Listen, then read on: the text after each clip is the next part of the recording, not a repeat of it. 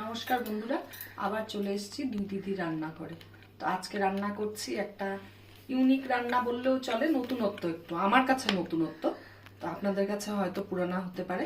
সেটা হলো চিংড়ি মাছ দিয়ে আর ফুলকপি দিয়ে বেগুন দিয়ে করব। তো তার জন্য কি কি চাই উপকরণ: পেঁয়াজ কুচি নিয়েছি দুটো, আর রসুন এই কয়েক কোয়া হলো গিয়ে ইসে করে নিয়েছি, কুচি কুচি করে কেটে নিয়েছি।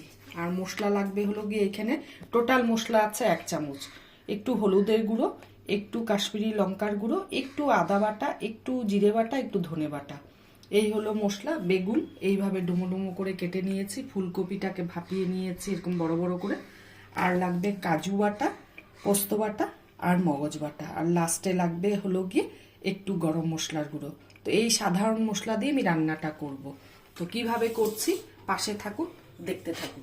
তো প্রথম আমি করব হলো গিয়ে চিংড়ি মাছটাকে নুন হলুদ দিয়ে মাখানো আছে, ভাজবো। তো এবার তেল গরম হয়ে গেছে, আমি তেলে ছেড়ে দিচ্ছি। চিংড়ি মাছটা ভাজা হয়ে গেছে, এখন আমি এই পর্যায়ে নামিয়ে নেব।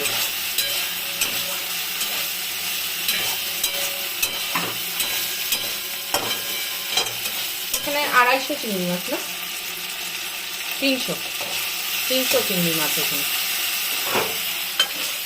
বড় চিংড়ি হলেও হবে, বেশি বড় ভালো লাগবে না এই রান্নাটা আবার।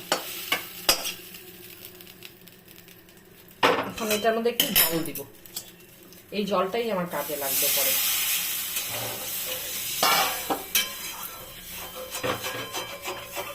এই জলটা না এখন আমি এই চিংড়ি মাছের মধ্যে দিয়ে দিলাম, চিংড়ি মাছগুলো একদম সফট হয়ে যাবে তাহলে। এখন কড়াই বসিয়ে দিলাম, কড়াইটা গরম হোক, তারপরে তেল দিব। কড়াইতে তেল দিচ্ছি, কেন বেগুনটাও ভাজতে লাগবে, ফুলকপিটাও ভাজতে লাগবে। এই রান্নাটা একটু তেল বেশি লাগে, কিছু করার নেই, ভালো জিনিস খেতে গেলে একটু তো তেল লাগবেই। হয়ে গেছে, এই অবস্থায় আমি তেল দিয়ে পুরো ধোয়া উঠছে, এই অবস্থায় বেগুনগুলো ভেজে নিব।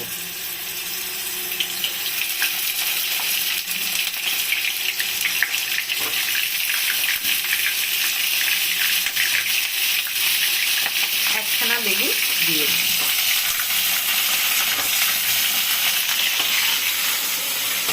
এখন একটু ঢাকা দিয়ে দিব। বেগুনগুলো ভাজা হয়ে গেছে, এবার আমি উঠিয়ে নিচ্ছি, এখানেই উঠিয়ে রাখবো এক জায়গায়, আমার বেগুনের তেলটা ছাড়বে।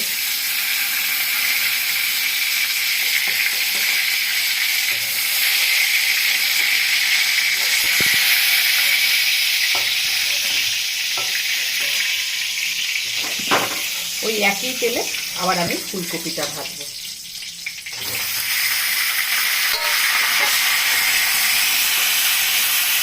ফুলকপিটা ভাজা হয়ে গেছে, তো এতটা তো দেখানো সম্ভব না, ভিডিও অনেক বড় হয়ে যাবে, তার জন্য এই ভাজার শেষে এখন দেখাচ্ছি। এইভাবে ভাজা করে নিয়েছি, সব এখানেই নামাবো।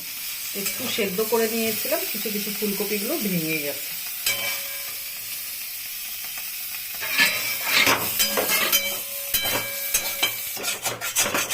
ওই একই কড়াইতেই আমি আবার রান্না করব। কড়াইটা আর এখন ইসে করবো না, এই যে সব নামানো হয়ে গেছে, এক জায়গায় রেখেছি। এখন কড়াইতে একটু তেল দিব, ব্যাস, আর দিব না, কেন ওগুলো ভাজার মধ্যে তেল আছে প্রচুর। তেল গরম হয়ে গেছে, একটা শুকনো লঙ্কা দিব,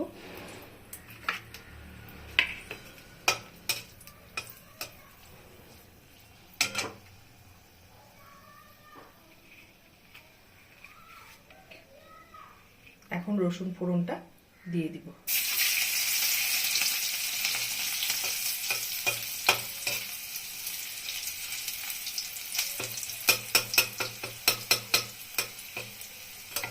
রসুনটা বাদামি বাদামি কালার চলে এসছে, এই অবস্থায় আমি পেঁয়াজটা দিয়ে দিব।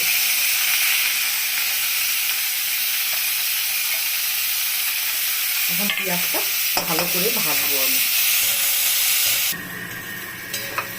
পেঁয়াজটা মোটামুটি বাদামি করে ভেজে নিয়েছি, বাদামি বাদামি কালার করে।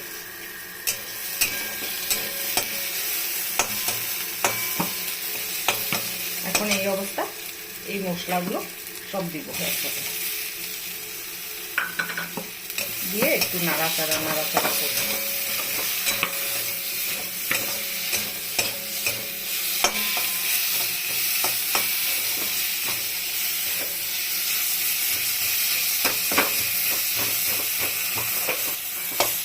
মশলাটাকে একটু ভেজে নিলাম, নিয়ে এখন একটু জল দিয়ে মশলাটাকে ভালো করে কষাবো।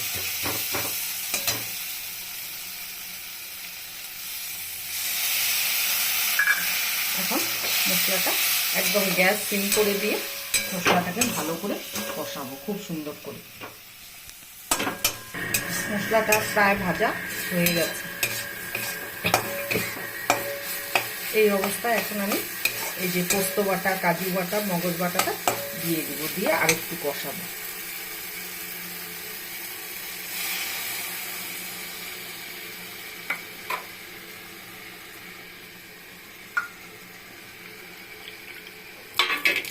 এখন খুব নাড়তে হবে, নাহলে লেগে যাবে।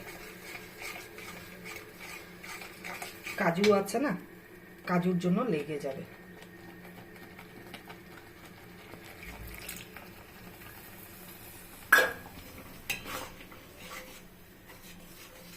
খুব নাড়বো, অনেকক্ষণ নাড়বো। তো এতটা তো দেখানো সম্ভব না, তো পরে দেখাবো লাস্টে আবার। পুরো মশলাটা ভাজা হয়ে গেছে, মশলাটা এইভাবে দলা পাকিয়ে আসছে। এখন এই অবস্থা, এখন আমি ফুলকপি, গ্যাসটা আর আঁচটা বাড়ানো আছে, হাই ফ্লেমে দিয়েছি। আমি অতিরিক্ত তেল দিইনি বলে এটার থেকে তেল সেরকম বেরোবে না, যা বেরোচ্ছে কাজুর থেকে বেরোচ্ছে। তো এখন আমি এই যে সব সমেত ফুলকপি, বেগুন, চিংড়ি মাছ গরম জলটা দিয়ে একবারে দিয়ে দিচ্ছি।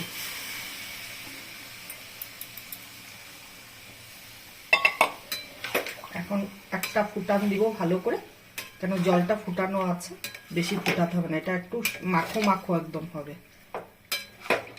এইভাবে আমি বানিয়েছি, এইভাবে বানিয়ে খেয়ে দেখবেন। আরেকটু বড় চিংড়ি হলে কোনো ক্ষতি নেই, কিন্তু বেশি বড় চিংড়ি হলে ভালো লাগবে না, দারুণ লাগে এই তরকারিটা।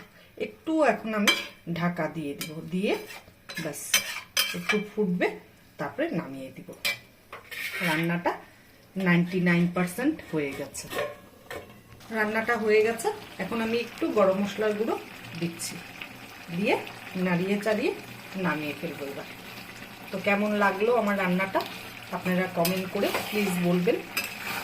যদি ভালো লেগে থাকে তাহলে ভালো কমেন্ট করবেন, খারাপ হলো সেটা আমাকে ভুলটা ধরিয়ে দিবে।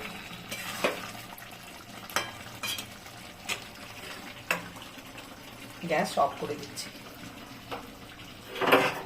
এবার আমি নামিয়ে নিচ্ছি। একদম লাল টকটকা কালার হবে না, যেহেতু কাজু আর মগজ আর পোস্ত পড়েছে, একটু হোয়াইট হোয়াইট ভাবটা থাকবে। এক থালা ভাত খাওয়া হয়ে যাবে এটা দিয়ে, একদম কথা দিচ্ছি। এইভাবে বানালে সেম টু সেম। তেল আপনাদের ইচ্ছা, ঝাল আপনাদের ইচ্ছা, নুন আপনাদের বাড়ির স্বাদ অনুসারে। তো আমার রেসিপিটা কেমন লাগলো কমেন্ট করে প্লিজ প্লিজ বলবেন। আর আপনারা পুরো ভিডিওটা দেখবেন, আমার ভিডিওগুলো আপনারা পুরোটা দেখছেন না। তো পাশে দেওয়া ইউটিউবে পাশে দেওয়া বেল আইকনটা প্রেস করবেন, আর লাইক করবেন, কমেন্ট করবেন। আর আমার দ্বারা যদি কোনো ভুল ত্রুটি হয়ে থাকে তাহলে আমি আগেই সরি বলে নিচ্ছি। তো আজকের জন্য ভিডিওটা এখানেই রাখছি। Tata tata.